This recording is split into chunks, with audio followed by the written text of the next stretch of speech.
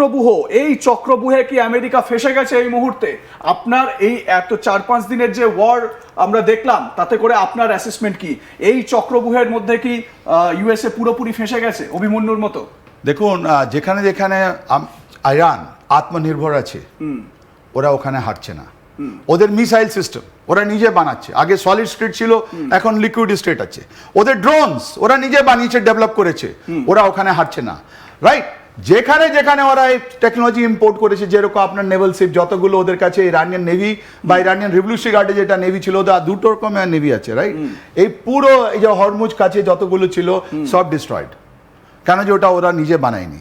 তো আত্মনির্ভরতা যেখানে আছে ওখানে ইরানিয়ান লোক দাঁড়িয়ে আছে। ইরানিয়ান লোক কিন্তু ভেনিজুয়েলার নয়। ইরানিয়ান লোক জুন মাসে আপনি ওকে শেষ করতে পারেননি। ইরানিয়ান লোক আপনি নিজে একটা প্রোগ্রাম করেছেন যে ওর এই জুন মাসে 2025-এ ওদের নাতাঞ্জ, ওর যতগুলো জিনিস ছিল নাতাঞ্জ আর ফোর্ডো নাতাঞ্জ, হ্যাঁ, ওখানে তার মানে কোনো আপনি তো রেডিও অ্যাক্টিভ পাননি। তাহলে কোথায় গেল? এখন উইটকফ যে ওনাদের নিউক্লিয়ারের সঙ্গে যিনি কথা বলছেন, উনি এখন বলছেন কি ইরান অ্যাকসেপ্ট করেছিল ওকে, ওদের সঙ্গে আপনার এতে আপনার কি নাম যেখানে নেগোসিয়েশন হচ্ছে, ওমান যেটা নেগোসিয়েশন করাচ্ছিল এই জিনেভাতে, রাইট, ওরা ওখানে অ্যাকসেপ্ট করেছিল যে আমাদের মোর দেন 60% যেটা ইউরেনিয়াম আছে, মোর দেন 600 কেজি আমাদের কাছে আছে, 460 কেজি আপনার কাছে আছে। তার মানে ওরা কতগুলো বোমা বানাতে পারতো। তাই জন্য 3 দিন আগে তো আপনি তো নিজে দেখালেন একটা বিস্ফোরণ হচ্ছে। এই নিউক্লিয়ার ইরান মারবে। আমি ঠিক এই জায়গা থেকে আপনি বলছেন যে ইরান নিউক্লিয়ার মারবে, কিন্তু ইরান বলছে যে আমরা নিউক্লিয়ার পরমাণু অস্ত্র পাওয়ার জন্য করছি না। এই নিউক্লিয়ার বা পারমাণবিক শক্তি তো অন্য কাজেও লাগে। ইরান বলছে যে আমাদের কাছে সেই পারমাণু অস্ত্র আমরা পরীক্ষা করছি না। আইএইএ এর প্রধান তিনি বলছেন যে ইরান সমৃদ্ধ করছে ইউরেনিয়াম ঠিকই, কিন্তু ওরা পরমাণু অস্ত্র তৈরি করছে এই তথ্য আমাদের কাছে নেই। তার মানে পুরোটাই কি একটা ন্যারেটিভ, ইসরায়েলকে দিয়ে ন্যারেটিভ তৈরি করা হলো। আমেরিকা সেই ন্যারেটিভটা ছড়িয়ে দেওয়ার জন্য ইসরায়েলের প্রধানমন্ত্রীকে বেছে নিলেন। প্রধানমন্ত্রী চারিদিকে বলে বেড়ালেন যে death to America, death two Israel বলে ওরা পরমাণু অস্ত্র তৈরি করছে এবং এই অস্ত্রগুলোকে দিয়ে ওরা ব্যবহার করবে। এই ন্যারেটিভ করে শুধুমাত্র এই অ্যাটাকটা হলো, আখেরে এর ভেতরে কিছুই নেই, ইরান পরমাণু অস্ত্র তৈরিই করছিল না। এটা কতটা বাস্তবসম্মত বলে আপনার মনে হয়? দুটো জিনিস বলবো।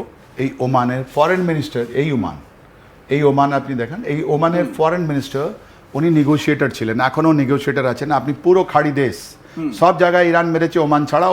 ওমানের কাছে একটা জায়গায় ওরা ফাইটিং করেছে যেখানে আপনার বোমা মেরেছে, যেখানে ইউএস বেস আছে একটু, তাহলে ওমানকে পুরো ছেড়ে দিয়েছে। ওমানের ফরেন মিনিস্টারের টুইট আপনি এক স্যান্ডেল পড়ে নিন। এক স্যান্ডেলে বলছেন ইরান সব কিছু রেডি ছিল, বলছো আমরা আমাদের যতগুলো প্রোগ্রাম গুটিয়ে দিচ্ছি, সব কিছু করছি, মেনেছি, যুদ্ধ না হয় আমরা এগ্রিমেন্ট তৈরি, তুমি যা বলবে আমি মারবো। তারপরে আমেরিকা কেন বললো কি too little progress too little late? কেন যে এই টেরিফ ওয়ার ছিল, যেটা আমেরিকান প্রেসিডেন্ট আমেরিকাকে বাঁচাবার জন্যে সুপ্রিম কোর্ট ওটা শেষ করে দিল। এখন ট্রাম্প আর ওর এই উইটকফকে, উনি একটা পলিটিক্যাল লোক নয়, উনি একটা বিজনেসম্যান। এনার সান ইন ল খুশনার, উনি একটা বিজনেসম্যান, একটা রিয়েল এস্টেট ডেভেলপার। এরা এখন নীতিটা চালায়, বিশ্বনীতি, কোথায় টাকা পাওয়া যায় ওটা বানাচ্ছে। তাহলে ভেনিজুয়েলা অয়েল ওনার কাছে ছিল, উনি জানেন যদি এখানে ওরা যদি তেলটা, ক্রুড অয়েলটা যদি বন্ধ করে দেয় কোনো রকমে, তাহলে মানুষগুলো এই ভেনিজুয়েলার অয়েলের কাছে যাবে, উনি বিক্রি করবেন আর টাকা রোজগার করবেন। কেন উনি তো বললেন কি ভেনিজুয়েলার oil is my oil. So this is a oil warfare, this is energy warfare, it is a algorithm warfare, it is perception warfare.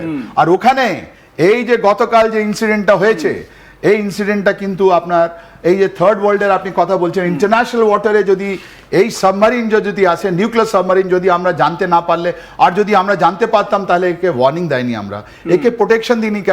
কেন যে এটা আমাদের সত্যি ওরা আমাদের এক্সক্লুসিভ ইকোনমিক জোন থেকে বাইরে আছে, কিন্তু তবু আমাদের ওদেরকে রক্ষা করা উচিত ছিল, বিকজ ওরা আমাদের কাছে এসেছিল। যদি আমরা না জানতে পারলে, তার মানে এটা স্টেলথ একটা সাবমারিন আছে। মানে এটা কোথাও আপনি বলছেন যে এটা সিকিউরিটি ফেলিয়ার বলছেন। এটা যদি হয় ওরকম মডার্ন টেকনোলজি, আমেরিকা অনেকগুলো মডার্ন টেকনোলজি ইস্তেমাল করছে, ওরা কারোর সঙ্গে শেয়ার করে না। আমেরিকান এই যে স্টেলথ টেকনোলজি আছে এটা লেটেস্ট আমরা দেখছি, তার মানে যেটা ধরা পড়ছে না, বম্বার যেটা স্টেলথ টেকনোলজিতে দেখা যায় ধরা পড়ছে না, একদম সরু একদম ছোট ছোট ওদের পয়েন্ট গুলো আসছে, তার মানে একেও আমরা ধরতে পারছি না। একটা নতুন জিনিস আমাদেরকে প্রস্তুত হতে হবে কি যদি আমাদের যারা অ্যাডভার্সারি আছে, চায়না আছে, পাকিস্তান আছে, এরকম যদি ডেভেলপ করে নেয় তাহলে আমরা নেভাল ওয়ারফেয়ার যেটা আছে, সাবমারিন ওয়ারফেয়ার আছে, ওটা কি করে আমরা জিতবো। আর এই যুদ্ধক্ষেত্রে কি ভালো কি খারাপ এটা আমাদের মহাভারত আজ থেকে 5000 ওর থেকে বেশি শিখিয়ে দেওয়া হয়েছে। আর আপনি যে বলছেন আমরা যখন রিভিউ করছি fifth tempo of war, stamina and culmination point and review of the সিচুয়েশনে ওয়ার ওয়েজিং ক্যাপাবিলিটি, আপনি যদি যখন জিজ্ঞেস করেন ইরানের ওয়ার ওয়েজিং ক্যাপাবিলিটি যেটা আছে, যুদ্ধ করার যেটা ক্ষমতা আছে, আজকে 6th ডে শেষ হয়নি।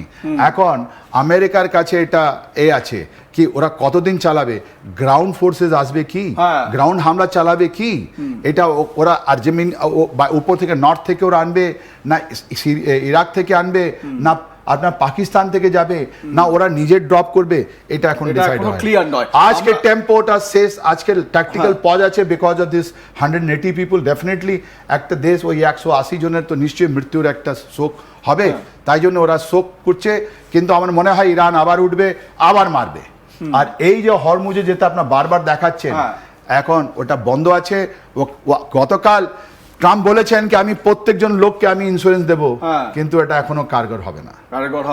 এবং আরেকটা বিষয় হচ্ছে ট্রাম্পের এই আশ্বাসে মানুষ বিশ্বাস করবে কি করে, এটাও একটা ব্যাপার রয়েছে। আপনাদের কাছে যে স্ক্রিনটা আপনারা দেখতে পাচ্ছেন, এই স্ক্রিনে প্রত্যেকটা জায়গায় কিন্তু ইনফরমেশন আপনাদের সামনে পৌঁছে যাবে। যেরকম এখানে একটা আপনারা আইকন দেখতে পাচ্ছেন, ফাইটার জেটের আইকন।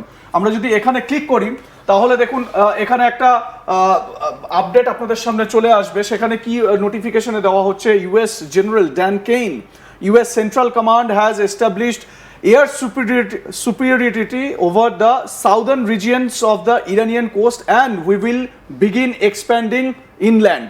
মানে ওইখানে বলছে যে ওরা আকাশ সীমায় অনেক বেশি সুপিরিয়র হয়ে গেছে এবং ওরা ওই ইরানিয়ান কোস্ট সংলগ্ন ওই এলাকায় ওরা এক্সপ্যান্ড করছে। বুট অন গ্রাউন্ড, এটাই বলা হয় বুট অন গ্রাউন্ড। তার মানে যেরকম ওরা আফগানিস্তানে গিয়েছিল, ইরাকে গিয়েছিল, সেই রকম প্ল্যান করছে, এইটাই মিনিং হয় এটা। এবং আমরা যদি এই জায়গাটা দেখি তাহলে স্যার এটা কিন্তু এই চাবাহার থেকে অনেকটা কাছে। চাবাহার থেকে এখানে বান্দারবাস এখানেই আছে চাবাহার। আপনি এক্সপ্যান্ড কোটা ওর মধ্যে লুকিয়ে আছে। হ্যাঁ, ইয়েস এই স্ট্রেট অফ হরমুজ এর মধ্যে ওটা অ্যানোটেট হয়নি। এইখানে চাবাহার রয়েছে। তো চাবাহার নিয়ে কথা হলেই তো স্বাভাবিকভাবে খুব মানে ইন্টারেস্টিংলি ইন্ডিয়াকে নিয়েও কথা হয়। এই মুহূর্তে চাবাহারের পরিস্থিতি বলা যায় যে মানে এখন কি পুরোপুরি তার মানে আমেরিকান কন্ট্রোল এই জায়গা? অ্যাট দ্য মোমেন্ট না।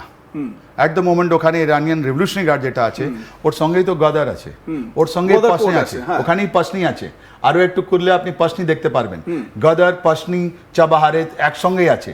এখান থেকে আপনার পাকিস্তানের এখান থেকে এই দেখুন